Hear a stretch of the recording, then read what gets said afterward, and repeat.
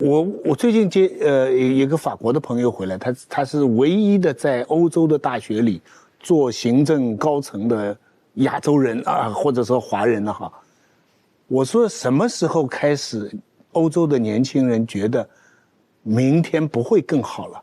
哎，他说90年代以后，他90年代以后，欧洲的青年人觉得他不会想世界20年以后会不会更好，但是他会讲，我不会像我父母这样生活了，我不能像他们这样的房子，他们不是发财的人，我懂，不是做生意的人，他们可能也是做一个专业，读了大学出来，到他们50、60岁的时候，他们一般来说有2个房子，在市区有一个，在郊外有一个等等。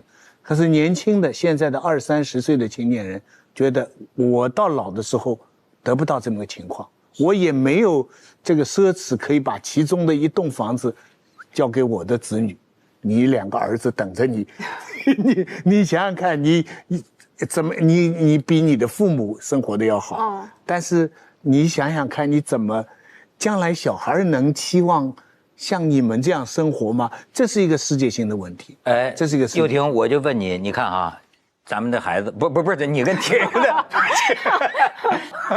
哎，我就说，哎不，咱们不是你跟铁人的这个孩子这么可爱，7岁5岁，对，当然咱先别说北欧这个条件，假如说是在中国啊，那么人家看铁人工作也挺好的，挣钱也挺多的，你们也有房产，你们也有积蓄，将来这个孩子长大了。他挣的钱只能让他过一个，比如说比较一般的生活。那么，比如说他想进一步追求理想，想接着上学，或者哪怕就是想飘那么几年，哪怕到了30岁，但是你们明明又供得起他，你们供吗？供啊。供。刚才子东老师说，我不见得留一个房子给我儿子，对不对？的确，我也跟铁人讨论过，就说我们可能没有办法像我们的父母说，哦，给你一个房子，但是呢，我要给他有选择的机会。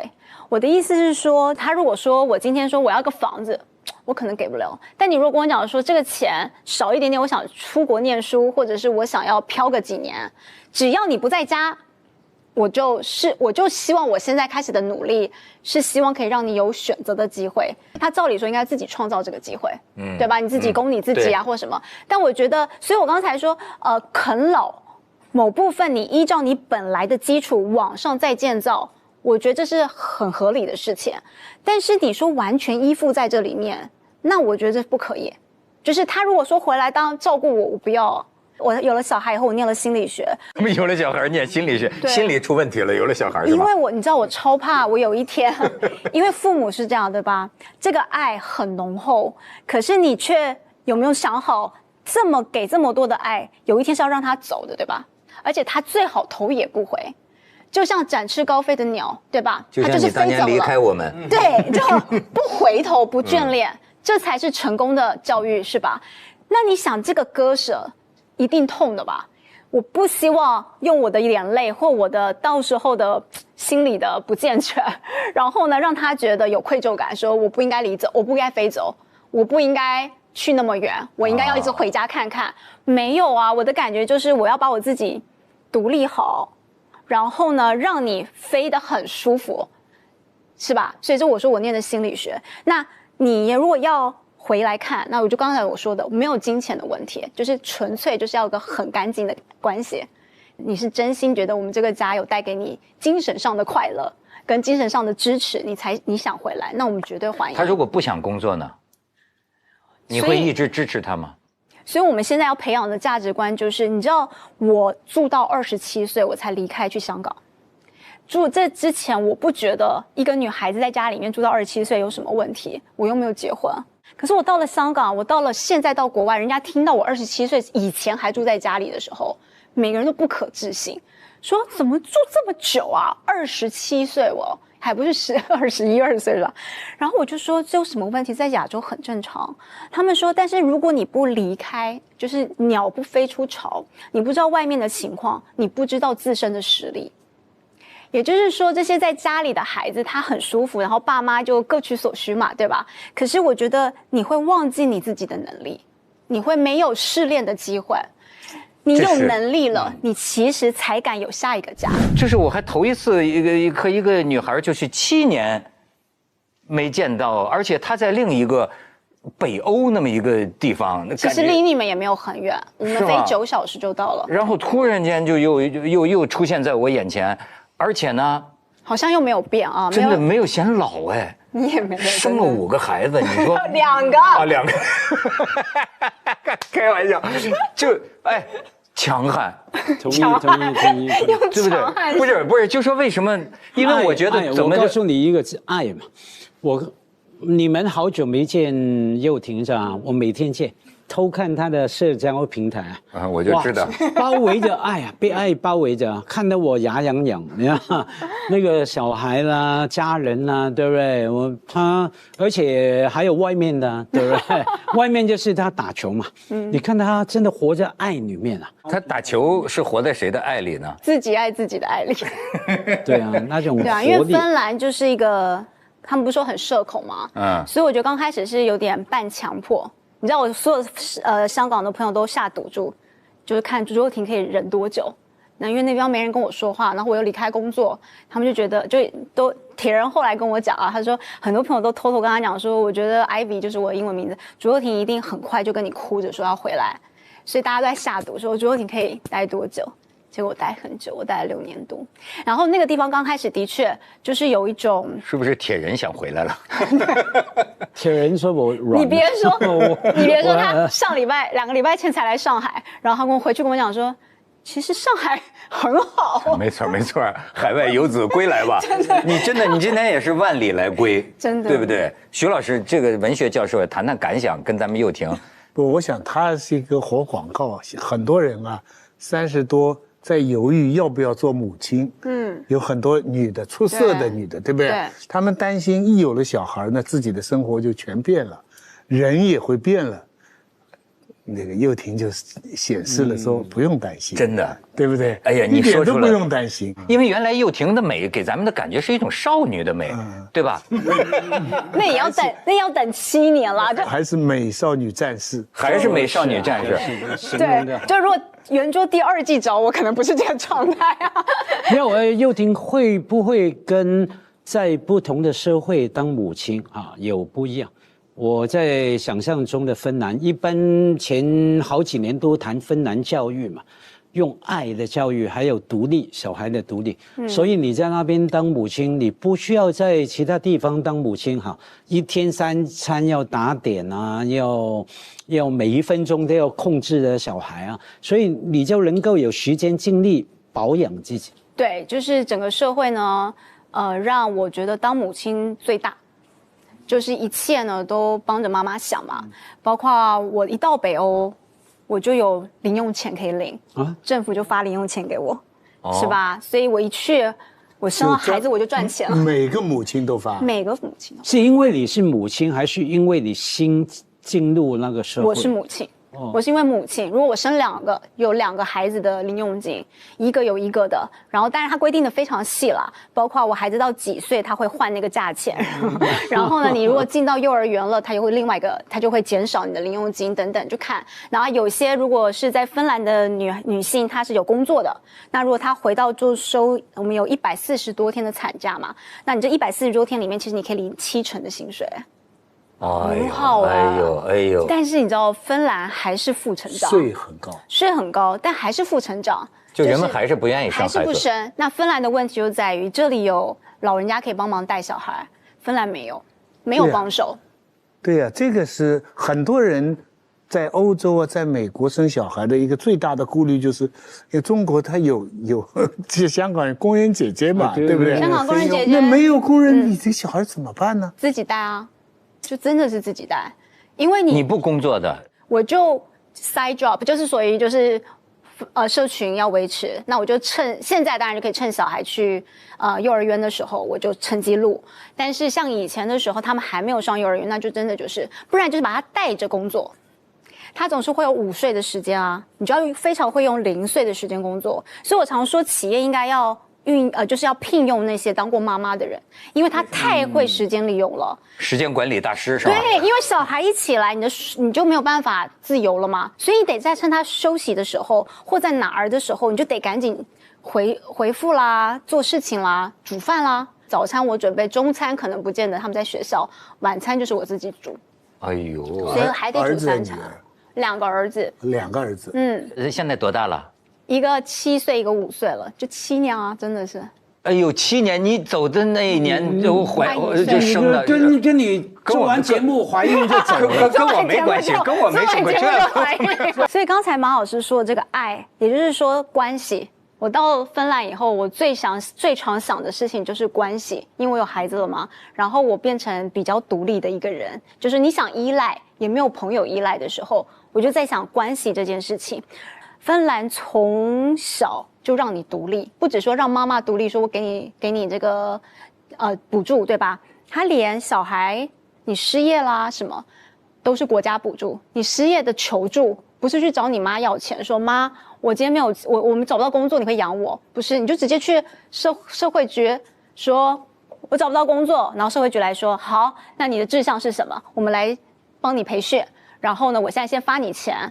然后让你可以先租个起码的房子，他不是叫你回家住哦，他叫你在外面租个房子，但是不是租很好的，但是起码让你有基本的吃住以后，他觉得你才有办法继续在外面找工作，找到你的所想，是吧？所以他们的一切是想到的是政府，不是父母。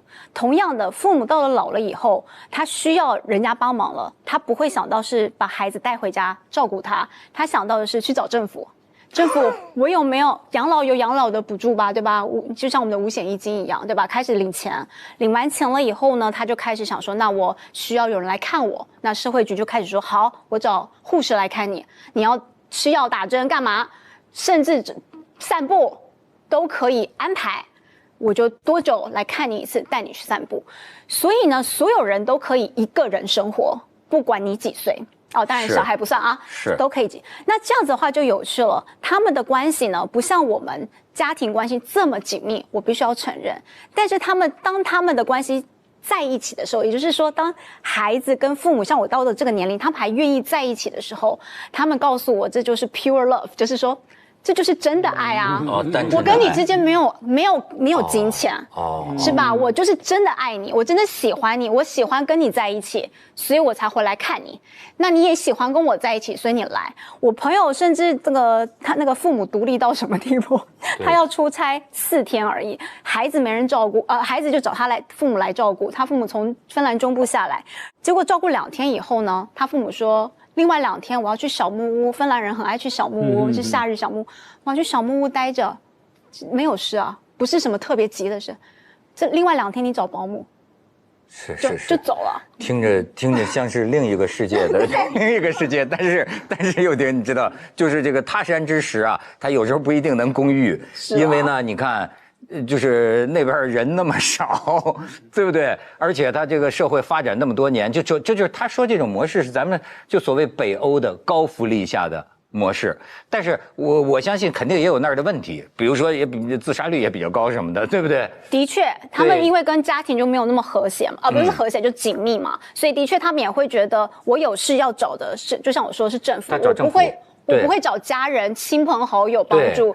不善于表达，我觉得跟中国情况太不一样了。这么的中国这么多的人口，而且你像中国说养老，甭管你有没有条件，目前90%的老人都是居家养老。就是你可以跟他们推销说哪世界上什么地方都是政府管，都是养老。我跟你说，它不可能的，这是跟文化、历史、这个国情这个太有关系了。我现在我自己的养老体会就使我意识到。恐怕我们在未来相当长一段时间内，仍然会维持这个绝大多数人的老人还是居家养老。其实香港也像芬兰这样，真的吗？对呀，香港你没钱了，你就政府给你中援嘛。只是香港总体的钱住房太紧张了，他给你一个人的生活的东西没有像芬兰那么宽裕那么好，近万块啊。有很多人在算的，他是有些这个比较贫穷的家庭，一家4个人拿中原，好过他找工作。芬兰也是有这种情况，对不对？但是我觉得确实是几千年未有之变局啊，这个真的是世界在变化，包括包括西方其实也在变化。我最近看那几个数字啊，这个数字我好怀疑，以至于我怀疑这个数字是不是真的，但好像这个数字也是很权威的。你能想象吗？国际劳工组织发布就2020年，现在可能更严重了，就2020年世界青年就业趋势啊，全球13亿青年人当中，约有多少不上班了？2.67亿，比例很多。2.67亿依靠父母照顾及经济支援。然后呢，这个2023年，美国一项针对 Z 世代的问卷调查显示，什么叫 Z 世代？你知道吗？是1995年到2010，你看还是妈妈清楚是吧？的65%的 Z 世代和74%的00后认为，他们在财务上的进程是远远落后于他们父母一代的。你明白吗？就是说，我们原来老觉得说孩子懒，不肯吃苦，但是现在你像深圳很多年轻人就说，你们才是享受了经济发展上行红利的那一代人。我们现在的年轻人有时候干的就是比父母更苦啊，工作时间更长啊，但是挣不到那么多钱了。就是说，你看这是世界性的，他们认为财务上的进程远远落后于父母一代，他们当中与父母同住的比例也比过去高了不少。好，北京大学的一项中国家庭追踪调查数据，我国适龄劳动人口的啃老比例，我不能相信这个数字，就说这个啃老比例从2010年的不足2%跃升至2018年的40%以上。40？我觉得他对啃老这个定义大概有点问题，就是子东老师，你现在给女儿钱吗？家辉，你给女儿钱吗？我没给女儿钱，但是我记住哪个电影里有这么一句话，女儿说的：“你珍惜吧，我们还问你要钱。”对呀，真的，我女儿问我要钱，我要珍惜这个机会，对不对？这在我们年轻的时候是不可思议的。不就是大学一毕业，上大学的时候，父母供的就很困难了。原因是什么？你知道吗？中国人现在绝大部分的家庭的财产的来源是房子，而房子呢，只有父母这一代，就是现在40、50岁以上的这一代人，他们在这个转换期里获得了房子，而现在的青年人，30岁以下的青年人，完全靠自己的收入要买房子，非常的困难。因此，房子的财产成为家庭的主要财产以后，子女一辈超不过父母。对，是啊，超不过父母。你没有父母有钱，你就算你的人工很高，你也不一定能超过父母。所以这个时候就是这个40%的这个，但更大的情况是值得焦虑的，就是你刚才前面讲的。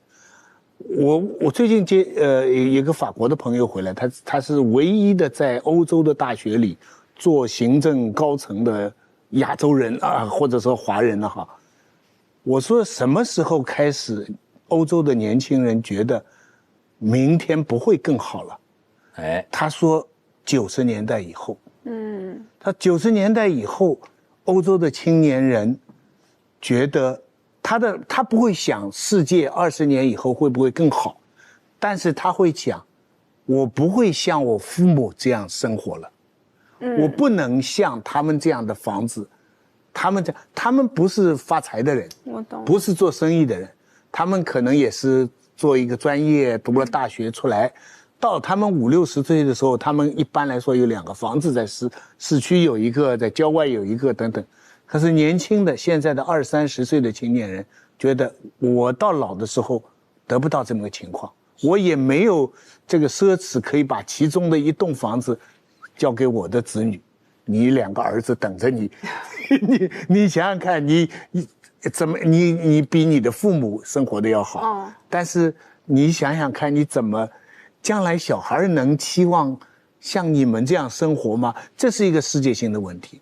这是一个又婷，我就问你，你看啊，咱们的孩子不是你跟铁人的我就说咱们不是你跟铁人的这个孩子这么可爱，7岁5岁，对，当然咱先别说北欧这个条件，假如说是在中国啊，那么你看铁人工作也挺好的，挣钱也挺多的，你们也有房产，你们也有积蓄，将来这个孩子长大了，他挣的钱只能让他过一个比如说比较一般的生活。那么比如说他想进一步追求理想，想接着上学，或者哪怕就是想飘那么几年，哪怕到了30岁，但是你们明明又供得起他，你们供吗？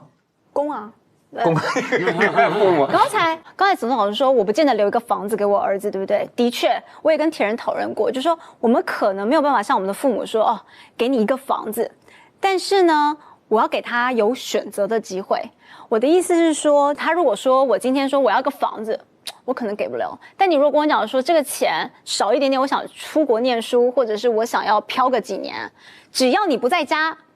我就希望我现在开始的努力是希望可以让你有选择的机会。他照理说应该自己创造这个机会，对吧？你自己供你自己啊，或什么。但我觉得，所以我刚才说，啃老某部分你依照你本来的基础往上再建造，我觉得这是很合理的事情。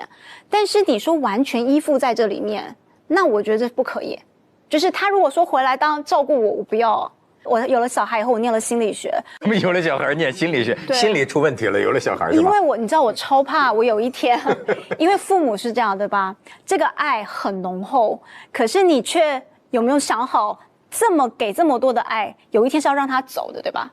而且他最好头也不回，就像展翅高飞的鸟，对吧？就像你当年离开我们，对，就不回头不眷恋，这才是成功的教育，是吧？那你想这个割舍。一定痛的吧？我不希望用我的眼泪或我的到时候的心理的不健全，然后呢，让他觉得有愧疚感，说我不应该离走，我不应该飞走，我不应该去那么远，我应该要一直回家看看。没有啊，我的感觉就是我要把我自己独立好，然后呢，让你飞得很舒服，是吧？所以就我说我念的心理学，那你如果要。回来看，那我就刚才我说的，没有金钱的问题，就是纯粹就是要有个很干净的关系。你是真心觉得我们这个家有带给你精神上的快乐跟精神上的支持，你想回来，那我们绝对欢迎。他如果不想工作呢？你会一直支持他吗？所以我们现在要培养的价值观就是，你知道，我住到27岁我才离开去香港。住这之前，我不觉得一个女孩子在家里面住到27岁有什么问题，我又没有结婚。可是我到了香港，我到了现在到国外，人家听到我27岁以前还住在家里的时候，每个人都不可置信，说怎么住这么久啊？27岁哦，还不是21、22岁是吧？然后我就说这有什么问题？在亚洲很正常。他们说，但是如果你不离开，就是鸟不飞出巢，你不知道外面的情况，你不知道自身的实力。也就是说，这些在家里的孩子他很舒服，然后爸妈就各取所需嘛，对吧？可是我觉得你会忘记你自己的能力，你会没有试炼的机会。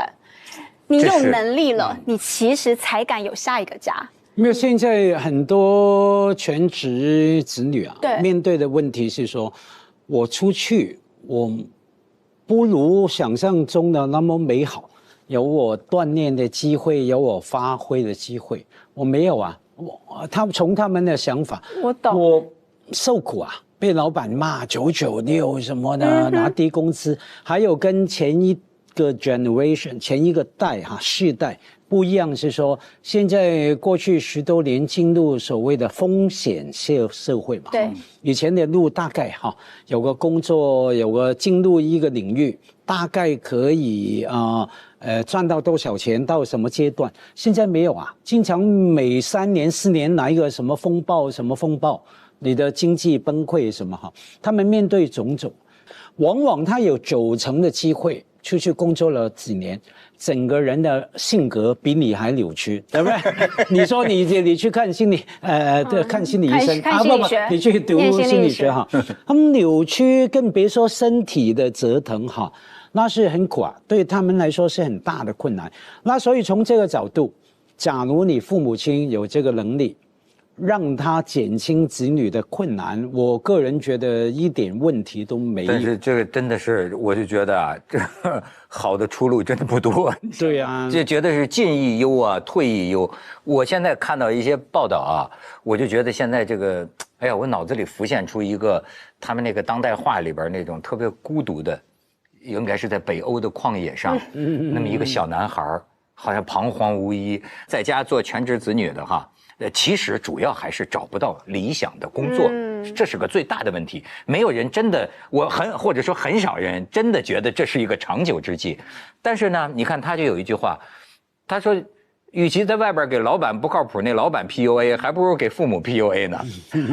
但是我就觉得，难道他们不是被这个 PUA， 就是被那个 PUA？ 你知道拿父母钱，我觉得这个里面有很多人性啊深处的东西就暴露出来了。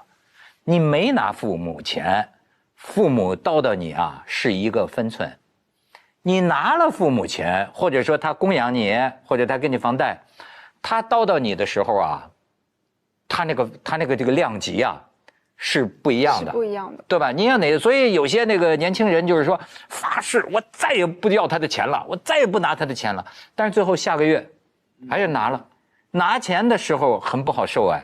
很多父母拿钱的时候就开始叨叨了，你怎么还不找男朋友啊？你什么我们老了，你怎么着也得给我们留个孩子啊，弄个孙子啊？然后你整天在外边飘着，你这叫干什么呢？你可以不听，但是你一手又要拿着他的钱，但是一手呢，他天天这么数落你。哎呦，我一想这孩子这年轻人啊，真的好。可是很多你住在家里，就是父母的经济，你在他当中庇护，跟你刚才讲的父母帮你付这个房子的贷款，我觉得那是两回事情。支持贷款其实也是帮助子女的自立，而且这个是清清楚楚，而且目的是为了房子将来会增值，你将来会有财产，跟你躲在家里不出去，回避世上的这些纷争是不一样的。想穿了哈，我们其实人生啊就是两种货币，一个货币就是钱了，还有一个货币是什么？时间。人回头看自己的中年时期、青年时期，如果有什么事情最后悔的，就是你看地铁满大街的人，都是用自己的时间来换取可怜的一点维持生存的钱。是啊，所以这么回头看的时候，就是我完全同意你们刚才讲那个价值观，父母希望子女成功，希望子女自立，希望你坚强，这也值得我来支持你等等的。但是抽象一点，从哲学上来讲，如果你做的事情不是出于兴趣，不是出于意义，而只是出于利益的话，那就是用你的时间在换钱，能避免就避免。给子东里面有一个吊诡哈，很难去证明的，什么样呢？所谓的意义哈，要找到工作的意义、自己兴趣等等，有时候你就是必须要再说抽象一点哈，就是要吃苦里面再摸索出来的。对，你很难说好，佑廷，我今天支持你2年。你在家想到一个我要做什么，我的兴趣在哪里，能力在哪里，精算了一轮，然后我好了，够了，2年了，我出去，很难的。我们是工作过了几十年的人都知道，你永远是第一步，没想到会把你带到第2步，然后第2步带到第3步。我经常这样跟年轻人说哈，他们说马老师我要找什么样的工作哈，这个工作要不要接？我都提醒他们。往往是你要看这个工作有没有机会把你带到第2步，其他的工作。而当然我也是唱高调啊，许多时候我们也不知道的，有时候你来了就来了，第一个工作你就做吧，可能的确在外面会被 PUA， 会996，薪水不高，可是在里面你发现了你的才能在哪里，你也学到才能，然后你也找到机会。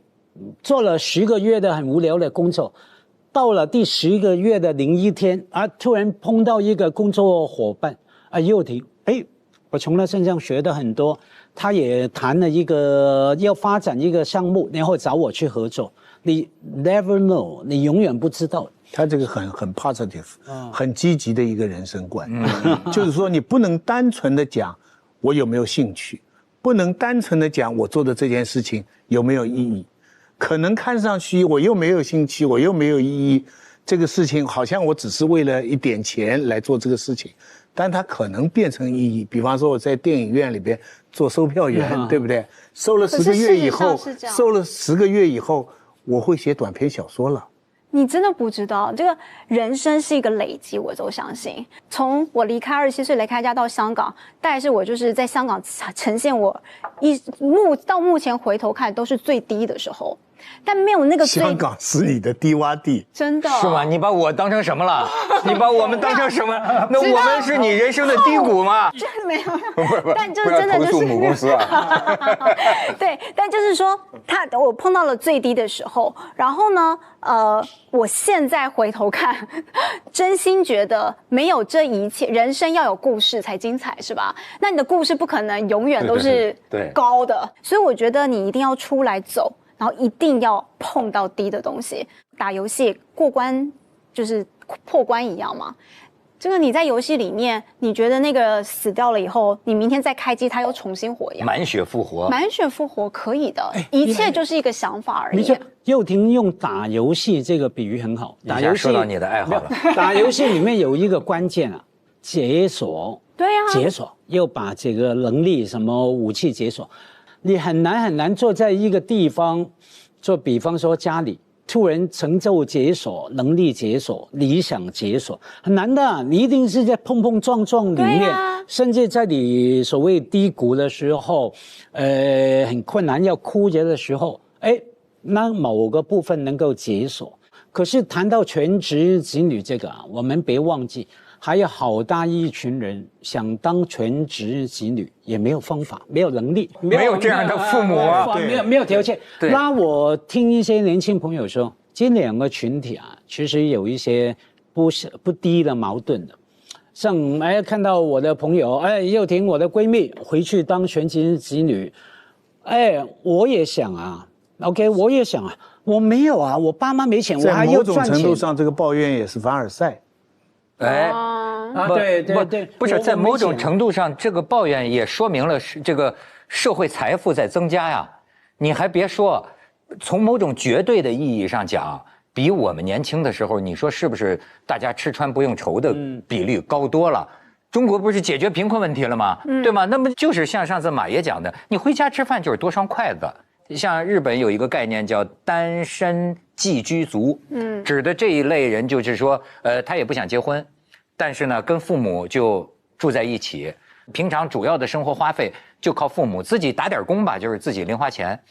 在日本很多人这样，他过一辈子，那么这也是一种生活方式，跟父母就是共生，你知道吗？现在甚至有的这个父母亲也挺有意思的。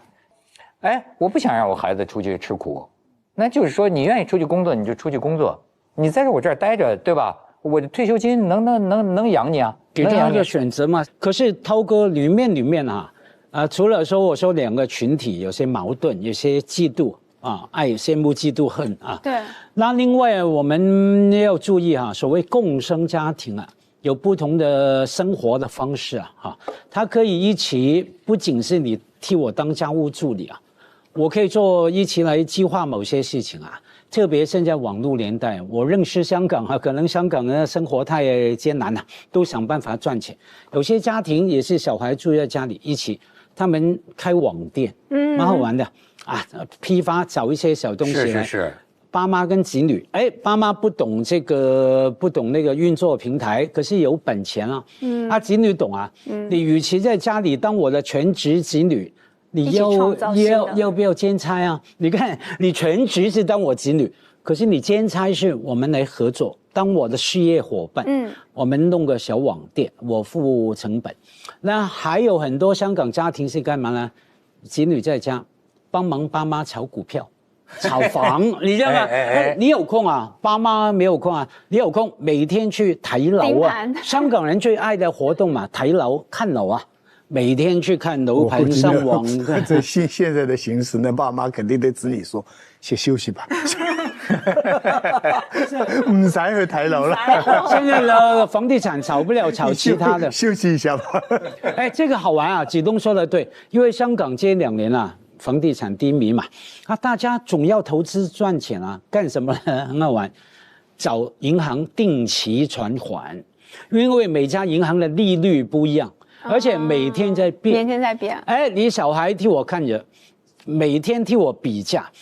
哎，原来今天 A 银行高了，从3.6变3.7，2个月定期，马上告诉我，我就把另外那笔钱调过来。哎，明天那个银行3.8，我要把这个钱调过去。家辉，很好玩的，是好玩，我都玩了。啊，你都玩了，真的，没错。哪个银行最好？告诉我一下。我跟你讲，香港呢，我香港这个还真赚了一些这个利息，也是银行的这个财务经理跟我说的。就是说，比如说你把这个钱呢转成英镑，英镑这2个月呢，这个利息啊，好像就比你这个是港币啊，怎么反正就高，咱也不懂。那反正明年利息高嘛，我就存了一点，后来发现还真的是，但是它都是短期的，对，就1个月2个月。你知道，我一看见这招不错呀，基本上好像财务自由在望了，对吧？我说我以后不工作了，我就倒腾这个不也挺好吗？就每天哐，于是那天我下了个狠心，是吧？然后我就哐把这个钱巨款投入。但是你知道，因为咱们天天工作啊，这个脑子啊，早就忘了，早就忘了。然后呢，一进去后来忘了拿出来。有一天我一查，我那个户口啊，只有几块钱啊。怎么会？就储蓄户口啊！哦，我就吓得我，你知道我至少获得了一次这个经历，就是说，你有没有经历过你在银行里的钱，血本变成0了？哇！我一下子脑子里就觉得这怎么办？然后给那个银行打电话，我就说这发生咩事啊？什么都说不清楚。好，我这个一天我这个精神呢就处于，我觉得大白天呢，我觉得天都黑了。真的，我觉得我的眼前都黑了，我就下一个生活，快点讲结局嘛，太紧张了。就是存到另外一个结局就是我把这个原来储蓄户的钱全部囤到那个1个月的那个里面去了，换了一个账户了。对，我不太懂这个，但是你查那储蓄户口，就没了，你知道吗？就这个事情就说明我是个土鳖，你就认真这个事情就说明我是个土鳖，早就意识到这个，吓了一跳。他们的策略是把别的银行的钱吸引到这里来，所以给你3个月很高的利息，新的钱过了3个月你得及时的再去转回去，你忙不忙啊？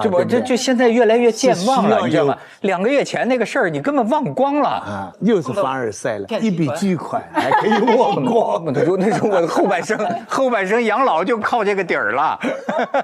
我以为碰见什么那个诈骗集团了，你知道吗？那是你贵人是忙。我很多朋友，包括我，很 enjoy， 很享受这样。他问我，你家辉最近忙什么？我说忙填表啊，填表格，每天把这个钱调到那边，然后调到那边，我觉得非常快乐啊。好像我赚到了，你的银行把我吃定了那么多年，以前的利率很低嘛，是这2年才高嘛。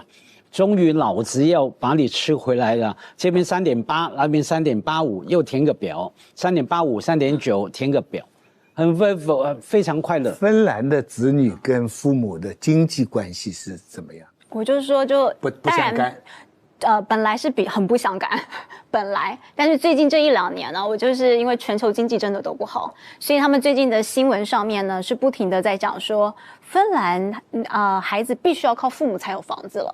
但是这是这2年的，大家上新闻哦，是表示说是新事是吧？就是说过去的很快会变成普世价值观的。对。但是我觉得有趣的是，他们写出来到最后的结论是什么？政府你赶快想办法。芬兰的房子呢，不是你想买就买，你想住就住。他们很多地方在一个社区里面，他可能会某一个楼是只租给艺术家，只卖给艺术家。你要有音乐学院啊，或者是表演的证明啊，你才可以去买那一栋楼。然后有一栋楼里面呢，那个区是好区哦，一层楼里面呢，可能有几层是只能留给多少收入以下的人去买的，然后他的房价呢不能用市价，就是跟用一个那个艺术家的楼不是同一个楼了。不同楼，艺术家就是艺术家，然后但是他就是你如果放大，就是如果有那个空拍机的话去看，你会感觉他是在规划的时候就希望把不同的人混合在里面，所以你也不会知道哪一个你不会走过去说啊这个就是穷人住的是吧？不会。然后呢，然后他要让有钱人也住到这里来，原因就是因为他们认为任何人跟社区有连结以后，你就会投入。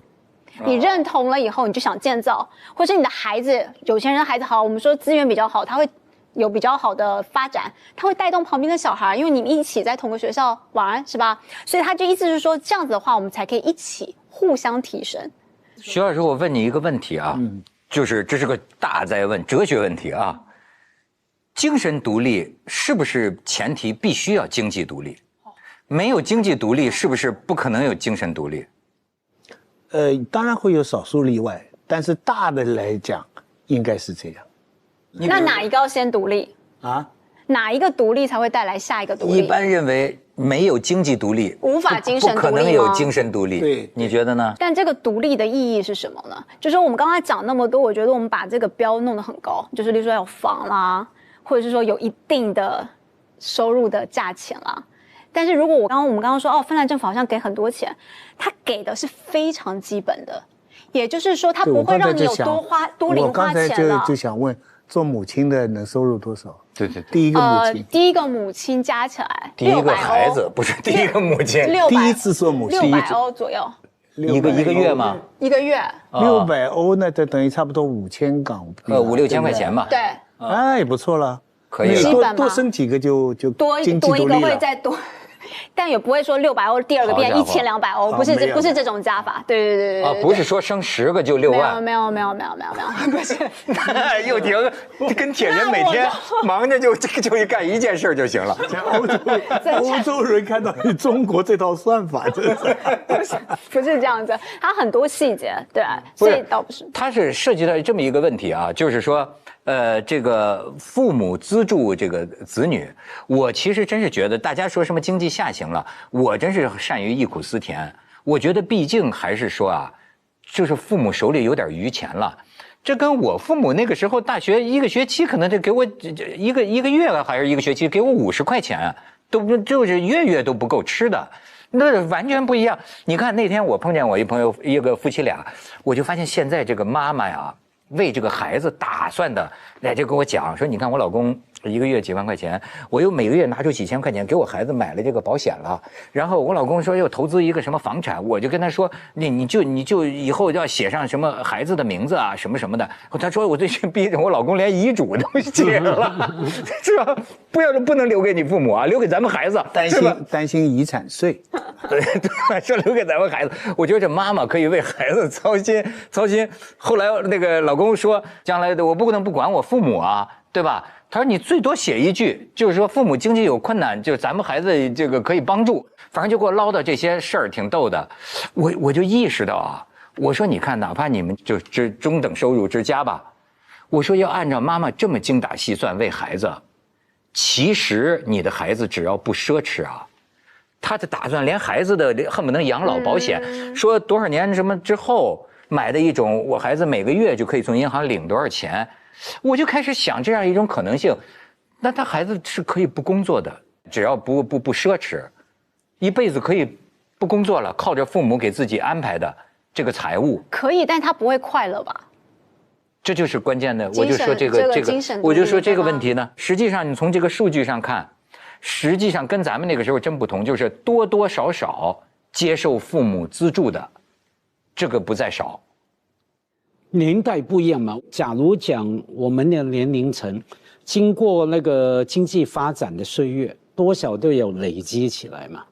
我们有财富了，某程度财富，你从子女的角度看，不是说要共享吗？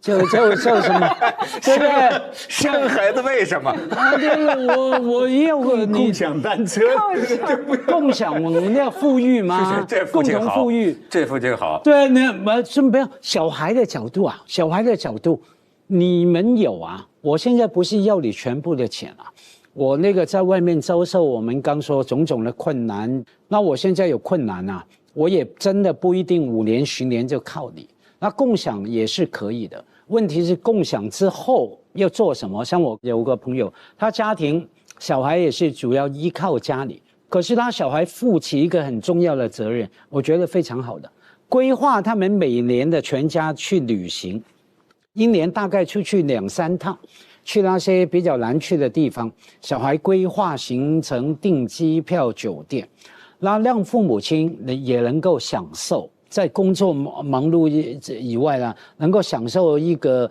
很快乐的旅程，哈，这种我觉得这样也很好啊。你生命有一段时间，是这样非常不错。还有一个家庭是干嘛呢？小孩负责餐饮美食啊，规划美食。哎，我们这个周末去哪里？尝哪个餐厅？吃什么菜？什么菜？也让没有那种知识的。没有那种时间去规划的父母，能够把生命充实过来。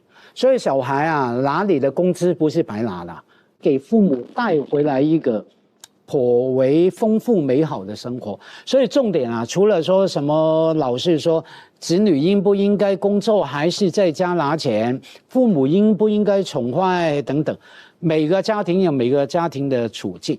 重点是，好吧，你在那些条件下面，你能不能充分利用来丰富你们2代的生活？哎啊，我觉得这个是重点。对年轻一代的影响更大，而反而被忽略。现在我们比较多的讲的是从父母，其实从父母的角度，只要我有这个钱，你不把我的银行搞到0，你们爱怎么就怎么，给自己的小孩花，那有什么？但是问题是，对于年轻一代，这个影响是非常深远的。仔细回想哈，年轻的时候你怎么看自己的父母，怎么评价自己的父母，会影响年轻一代对社会的基本看法，真的会影响他的基本的世界观。最近几十年呢，文学里边的主人公呢，很多都是小男孩，他们对父亲的这个态度啊变了。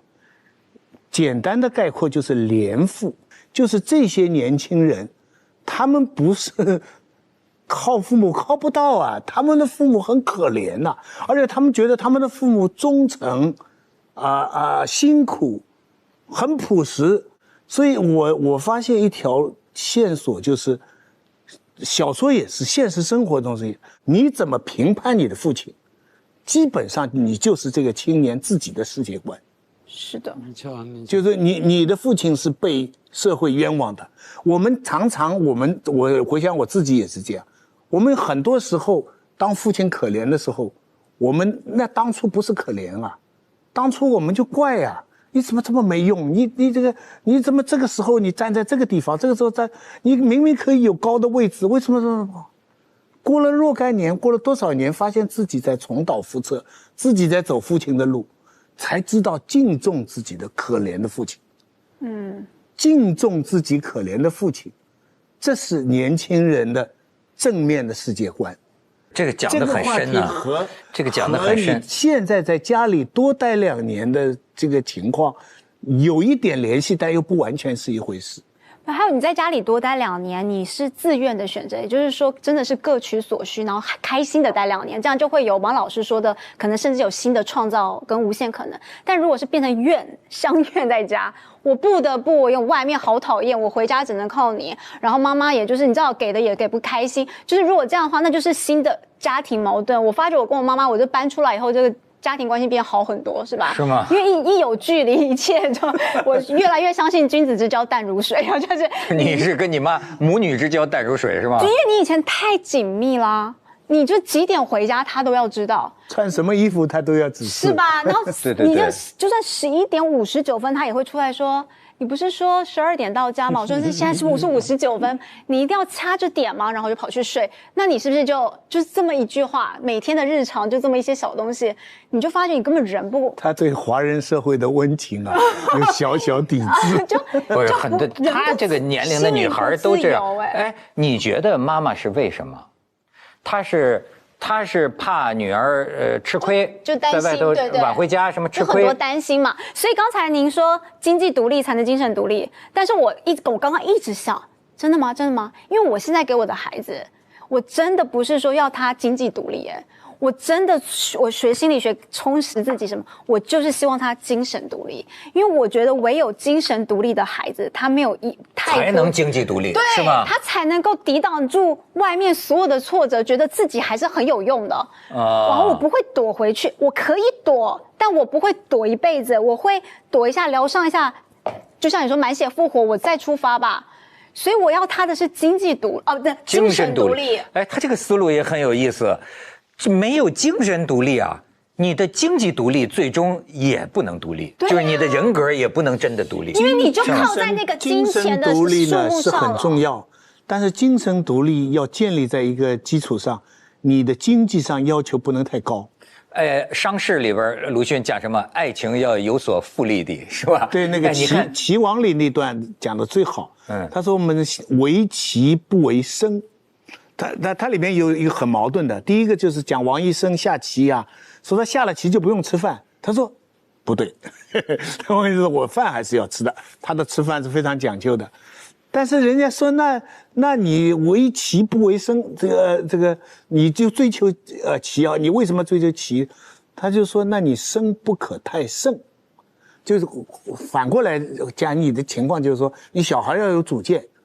但是这个主见就得你不能太奢侈，你不能在经济上要求太高，因为在经济上要求太高的话，你很难坚持你的精神独立。对，你就讲，对不起，我正好插他，我就说你说《棋王》就阿成写的哈，我就老重复这个话，因为我一直到今天我就体会阿成讲这个话。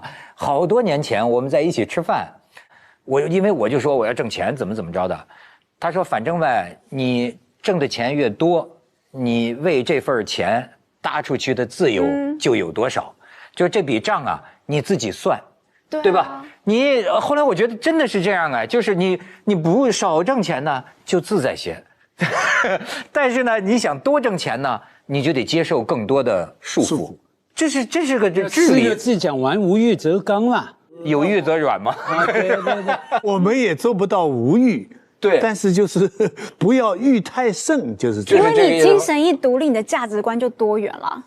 就是这又是个新观点，有意思。精神一独立，你的价值观就多元。你不以赚钱为唯一的这个好坏的取向了。对，不管今天社会主流是什么，你就会有自己的，就像很有主见嘛。所以我现在给他的精神独立的感觉，我希望的啊，我的理想中，就是说，人家才说好儿子的定义是什么？我说我没有好儿子的定义，因为你有好儿子，你就是给他了一个期许，他没有选，是你让他来到这世界，不是他选择来这世界，所以没有什么养儿防老这件事情没有，因为我觉得就是给他一个，就这个紧箍咒。他到哪，如果你带着这个想法，就算你不明讲，他就带着这个咒走，他就一生不自由，不自由他走不远。就像我刚刚说，他飞不远。所以没有养儿防，没有期许。我唯一希望给你，就是你可以知道你要做什么，你是谁，我的长处是什么。然后呢，选择一个你要的东西，那个价值不见得是我的价值，不见得是社会的价值，但是是你相信你自己可以做到的价值，或你喜欢的价值，那就是最重要的事情。那我要先变成精神独立的父母。对，先去看心理医生是吗？对，先上了心理学，又听上了心理学，要把我的快乐完全因为孩子，我现在全首先你要自救，对，你自己要精神独立，对吧？不，你然后你要跟铁人说，我的经济独立的问题你负责。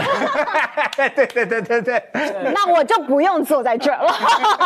我完全同意佑廷说的。那有趣的是这句话也可以倒过来表达，因为当你价值观多元之后，你精神更容易独立啊。对，假如你价值观不多元啊，永远只是一个，我要生命不断满足我的欲望，我要有追求什么经济的成长哈，那你精神就很难独立，是啊，你就要会被种种跟你经济有关系的人的事情牵着走哈，所以你价值观先要多元哈。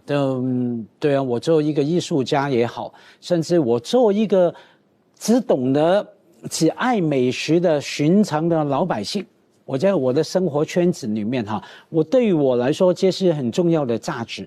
那我精神也能够独立了。但是我有一个很奇怪的感觉啊，我身边的人好像都是好的父母。你比如我知道这徐老师或者家辉整天说，哎呀，父亲想起女儿就是老是觉得对不起啊，或者给他没给够啊。你看你们都是包括幼婷，就是这么有见识的哈父母。我怎么觉得我身边接触的父母都挺好的，但是呢，为什么我在网上看？因为我想了解更多，网上的很多年轻人，他反映的那个父母关系啊，跟我周围见到的不一样。你感觉真的有的时候是仇人，或者说你闹不清，而且我都能理解。你比如像张爱玲跟她的那个母亲。那种哎呀，钱给你就把钱都算得很明白，而且实际上，你看我刚才问你，我说你妈妈说，她是为了保护女儿，还是实际上这也是她满足自己的一种方式呢？就是你是不是成了她的精神世界了呢？她是不是在满足她的控制欲呢？是啊，是不是父母生活太空虚了呢？就他必须抓住一个，你知道现在有的父母是什么呢？就当然他一边怨着孩子。一边呢看着孩子，你也是没辙，你不得靠我们吗？那我们给你钱吗？但是我们给你钱呢，似乎我们就可以像小时候让你演节目一样的，我们老拿你当话题，你还得听着。你要是我就真的很多年轻人就这么一种关系，他就说，我要是挣了钱，我就跟他断亲，我不理他了，对吧？我就可以不听他叨叨。你看经济独立，你有这个权利。哎，我一想可太难受了，就是父母数落你，我们都是为你好啊，就是说的这些车轱辘话。每个月拿钱的时候，给微信给你转钱，都伴以一篇作文。哎，但我觉得父母不是爱孩子的吗？你这个怎么会变成一种精神折磨呢？就是讲的精神的独立不够多元化嘛。就是他把谁不多元化？父母啊，对，是父母不多元化，父母不够多元化嘛。他把他以为的这个人生的标准，就是他认为这个就是全好的，所以他用这个东西来衡量，引起了他子女的反感。不是，而这种子女的反感会影响到他对社会的态度。但是更糟糕的是什么呢？有的时候子女一边听着他骂吧，一边听着他数落吧。一边还不得不承认他说的对呀，是啊，30了还跟父母要钱，自己想想也确实是好像没注意，你知道吗？这最难受的是这个，就是你不能说他说的不对吗？他是这样价值观父母培养出来的孩子。我现在看孩子，我觉得人家说带孩子什么身体很辛苦啦，睡不好啊什么的。我说带孩子对我来说最害怕的事情是他会在你没有准备好的时候提醒我的最大的缺失。也就是说，我有很多不想知道的事情，或者是知道但我不想改的事情。刚开始呢，我的先生呢常常会讲一句话说，在我弄孩子可能比较急躁的时候，他就会说：“你看你跟你妈妈一样，不要跟你妈一样。”他是要提醒我，因为我说了，我不要跟我妈一样控制的这么强。但是这就剪进去，我妈会不会就是没事，你妈看不着。然后呢，屏蔽她，我当下就会，她就是像点那个炸弹一样，就爆炸。哎，我知道你心里有个火爆脾气，我就跟她讲说，你有这一面，我知道我自己不好，为什么我急躁？就是为什么要继续念心理学嘛，把这个根源找出来。那我知道我急躁，因为我妈妈也是个比较急躁的人，对吧？但是好处就是很有效率啊。对，但是当然在孩子身上有时候就是大部分是比较不好的。那我知道我有这急躁的部分，我也知道这是个我的很大的一个缺点吧。但是我可能就是没有想到怎么改，因为要改是很辛苦的事情，所以你就藏着了。但是呢，孩子就在那儿，他就是哭，他就是需要你。你突然没有第二招应对他的时候，他就提醒我，他在我没有准备好的时候，突然之间焦躁了，然后我就完了没招，然后我就把我本性完全我最不想看到的那个地方就出来了，爬行动物脑就出来了，对，就出来了。那我出来了以后又被提醒说，这其实是你的父母给你的。所以我孩子每次都提醒我，我就告诉我自己说，我一定要准备好才能面对他。所以我每天都得修行啊。对，我每天的修行就是我每天。你不是要学心理学，你应该念心经。有很多妈妈这样跟我说，是吗？但是我觉得就是你从心里面就要第一想，他真的不是你的，就是我在用字上，我甚至都很斟酌，小心的时候。觉醒就 aware， 对，知道自己在做什么的时候，我跟人家讲的时候，我绝对要提醒自己，我不能说我孩子啊，没有，就跟你讲，就是铁人兄弟，就铁人兄弟嘛，他有名字嘛，他名字啊或者是什么，尽量啊。那不是你助长铁人兄弟，你是说他是兄弟啊？是不是乱了辈分吗？这是我老公的兄弟。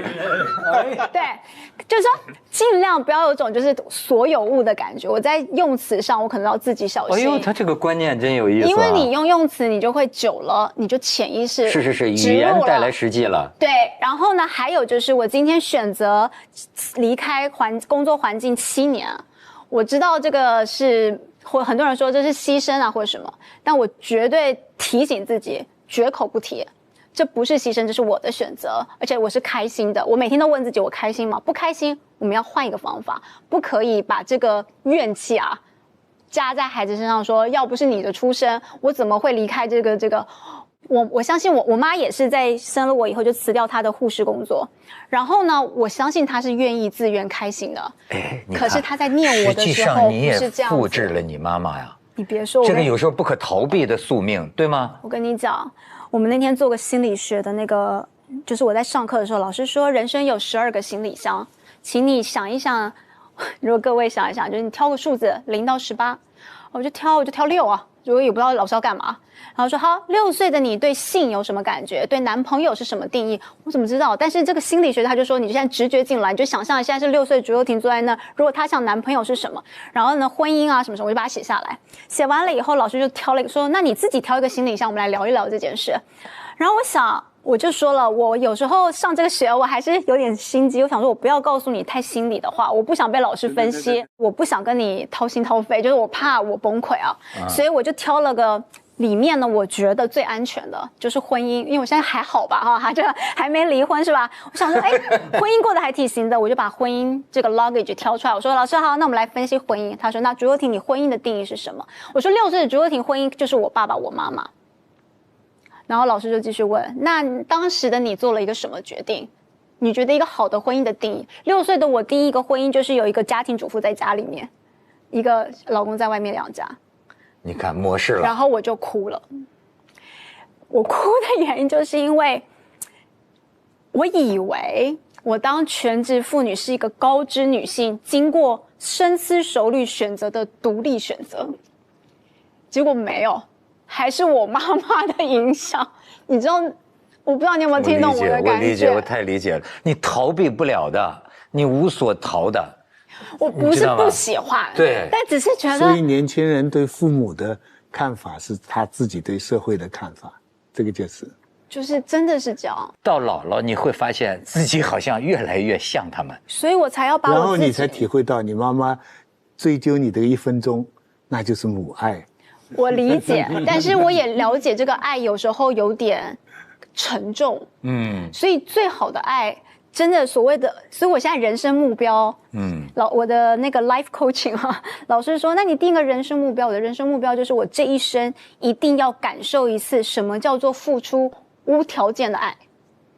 我没有感受过，就是我对我先生，我必须到承认。你妈妈对你的爱是有条件的吗？我觉得就是不是他的错或什么，就是他的本能。那你过去那2个小孩，你还没感受到你付出无条件的爱吗？给他们？我怕我自己有条件啊，就像我说的，如果你给了他一些任务，我希望你长成什么好儿子的定义，我就真的跟我的老师讲说，没有好儿子的定义。但是这样的话，谁来满足你呢？这个就是非常。当你无条件付出的时候，你的每一个决定，你只会问自己：竹幼婷，你做这件事，你现在开心吗？你想这样做吗？然后你做出去以后啊，你就好开心。有机会开心理学校。我现在在当鼓励咨询师，真的。他不是心理学校，我觉得他可以参加慈善组织。真的，你这个。然后你们刚才说啃老，最近我才有个朋友，我就在互相心理咨询吧，他就跟我讲说，他的台湾的妈妈，他在美国，他跟我讲他台湾的妈妈每天打电话跟他讲说，我的退休金养你，你开假。你回来陪我，好吧？你就陪我就好了，也不用煮饭。我们就是你就是陪我，就像有个人在旁边开价。然后我朋友竟然就是成为他心里很大的阴影。他说我妈为什么这么看不起我？为什么觉得我没有能力？为什么要我明明有个这么好的伴侣在美国，他为什么要踩？因为我一回台湾，他就觉得这个伴侣是不可能跟他回去，他为什么不能让我幸福？他既然有这样子的纠结，而且他过不去，所以我们才需要好好的。因为他妈妈在受苦啊，他首先是想到，当然都可以想了。第一个当然会，想为什么妈妈瞧不起我啊？我不想我幸福哈，他的感觉。那另外一个，他妈妈会这么要求，其实他妈妈就像，假如你倒过来想象，他不是他妈妈，他是个小孩。当小孩说，我请你回来，请你在我身边陪我，等于这个小孩在呐喊，在呼唤，在求助。你的感觉就不一样了。我们对于父母亲的求助啊，很悲哀，包括我哈，有时候是把他低估了，或是说充耳不闻了哈。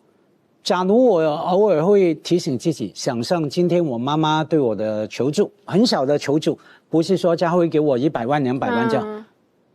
好久没飲茶了，廣東人要飲茶了，或者說沒人陪我飲茶，我會覺得，哎呀，我那麼忙，我累啊，好不容易禮拜天我要休息哈，那我就玩一個也是心理學的遊戲，想象，我想象那個不是我媽，那是小孩，那個一個小女生啊，佑廷你現在研究心理學，當然知道幾十年了，流行說我們身體心理裡面都有成人。啊，父母小孩嘛，我们有，我们爸妈一样有啊。对。当我妈说来求助的时候，其实我想就玩游戏，想象那是我妈现在是个小孩，小女孩在求助 ，I need it, I want it， 我需要她，我想要她，好吧？那假如她真的是一个可爱的小女孩，那我当然要挤出我时间，大不了1个钟头、2个钟头陪她吧。可是是一个残缺。走路困难，讲话很闷的妈妈，那我就对她的求助不理会了吗？我觉得这里面有个原因，是因为我也跟很多人聊过，就是大家很害怕回应，所以你刚刚说会充耳不闻。先讲一个小故事，有一次我就会常常叫我儿子去洗澡，我说他才那时候他才5岁，那时候他才5岁大的那个，我就每天叫。我说为什么我每次叫你，他就是一直玩吗？他可能在玩，对，小孩就他就是充耳不闻。充耳不闻啊！我就生气，我说你应该要回应我，你应该要回应我说妈妈，我要在10分钟，我玩到哪里可以，你不用马上去洗澡，但是你不可以充耳不闻，因为我觉得这很不尊重别人。然后呢，他就跟我讲一句话，他说妈妈，我听到了，但是如果我回应你，我觉得我马上要做这件事情，我有这个压力。我不可以等，我觉得我只要说妈，我听到你在说你要叫我洗澡，他有一个压力。他竟然5岁小孩跟我讲，他说，他不是说，他就说，我觉得我要马上做，我不可以跟你讲我要10分钟再去洗澡，我觉得你还是会生气，我觉得你还是会生气。所以这里面是不是有很多？第一，这是妈妈的标准，这就是我刚才说的，你没有让他有个空间，让他觉得什么时候回应你。就是什么时候去做你要求的事，他觉得我要马上做，但我不想怎么办？我只好充耳不闻。第二，妈妈有时候会忘了边界感，我们跟他亲密的人会没有边界感。我拿一次好使，我哭一次，他就回来跟我吃饭，我就哭2次，他就会回来。人都是这样，因为这就是自然的嘛，婴儿也是这样。为什么他用哭了会有回应？工具大家都知道怎么使这个人会回应。女朋友知道怎么使，这个男朋友就会回头，是吧？就会打电话给他，但你就没有适可而止。对，那就是有种无止境，那我就会感觉我要搭进去了，那我就会怕，因为可能我很喜欢我现在的步调，我不想搭进去。我很爱你，我想回去10次，但我不想回去100次，妈妈。但我讲不出口，因为我讲了我就不笑。对吧？对，所以这中间就好纠结啊。哎，徐老师，你觉得啊，这个父母和子女之间的这个怨恨是正常的吗？正常的就不表露的了，就大家心照不宣的，实际互相有这种怨恨。不是说应该不能用怨恨这个词，但是肯定会有不同意的地方。你不能期望小孩完全跟你想的一样。你完全可以想象我们的做的很多事情，我的小孩是不同意的，是不赞成的，他也不来说我，等等这样。但是，你如果是严格上升上去说这里面有没有怨恨，也很难说。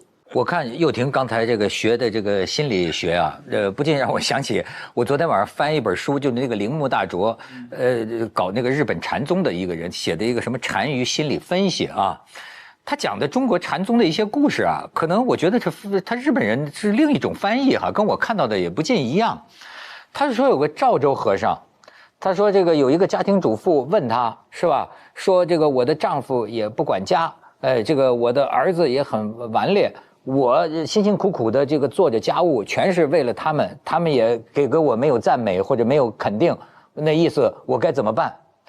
赵州和尚说，让他们继续去做他们的，你继续做你的。哎，他说这么说好像很没有道理啊。赵州和尚说的一句名言就是说啊，我会比你们都早下地狱。那徒弟们说为什么？他说我要不比你们早下地狱，谁在地狱那儿等着拯救你们呢？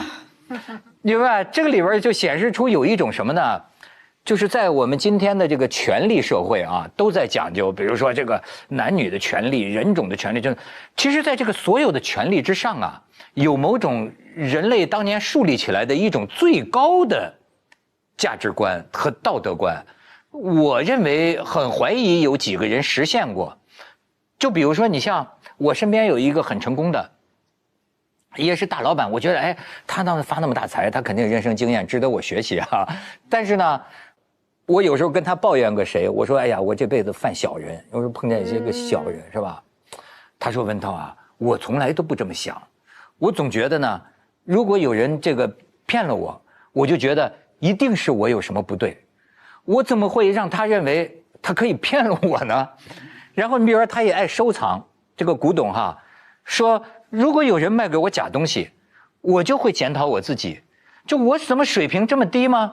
我的名声这么差吗？他这个行家怎么可能认为我会看不出这个假东西啊？所以文涛，本质上都不是别人的错，是你自己的错。他一说这个，我确实想起六祖坛经一说啊，就若真修道人，不见世间过。是吧？这个他非我不非，什么自非却是左，就是说你要真的是修道的人，没有坏人，所有的问题是你的问题。为什么坏人会找上你？你检查你为什么会吸引坏人，你没有吸引好人，你知道吗？我说这是观世音菩萨的价值观，我可以为你们服务。像你说的，佑廷，你刚才说的就是说你是正确的，你的都是对的。可是在我看来啊，你怎么能管住你自己？也是个凡人啊，你也自私啊，你也有欲望，有需要满足，你也有火爆脾气。所以你要想的不是为别人而给，其实你是为自己。就是我的先生铁人讲一句话，我觉得太棒了。他说，当孩子越哭闹的时候，就是展现你 parenting 的时候，就是展现你的教养的时候。他好好的时候呢，这个父母其实你们家里像哲学课堂啊，一定要啊，这么厉害啊！所以我就觉得哦。想了很正面啊，就说我学了这么多，不就是要应付，就是来看你这个时候我要怎么解决你，就是我刚刚说的闯关了，就是那不就是我练兵练在要用了，对，那我是兴奋的啦，我就不是这很难受，用上了是吧？你为什么用心理课这个钱没白花，整个人就肾上腺素满好。来，我就看老师怎么说，妈妈说好怎么样，我整个人脾气超平静。做完了以后，他开心，你开心，为自己，任何的低谷都任何的，就是他的这个挫折，都是让你学习长大的机会。你瞧瞧，更何况，任何缺点有一体两面。那个我又看了一个Serena Williams， 就是那个网球女冠的那个教练，他打网球，那个他的教练接受访问。他说，他第一句话的他的教练指引，同时也是人生指引，就是任何一个球员的缺点都是他的优点。这个冠军教练啊，他现在得好多奖牌啊。他说他小时候是个非常不愿意讲话的人，他惧怕人群，所以呢，他都躲在人之后。曾经被无数的老师甚至当作特殊学生去训练，说你为什么这么怕生？他说，可是他给他了什么机会？因为他怕生，他躲在人群之后，所以他永远都在看。他不讲嘛，他就看。所以他说我的能力就是在于我可以看得出每一个人的微表情，就是因为我就一直在旁边，从小就是看别人哦。因为他小时候有这么大的一个缺点，甚至被认为是个疾病，很接近疾病。但是他因为会观察人，所以他现在看他的选手，他不用这个选手告诉你我今天心情好不好，我对我哪一个姿势没有信心，他说他都可以在球场上从他的微表情啊都看得出来。哎，对我也是哎，我因为小时候比较自卑啊，所以就比较注意看别人脸色，所以我就做主持人，对不对？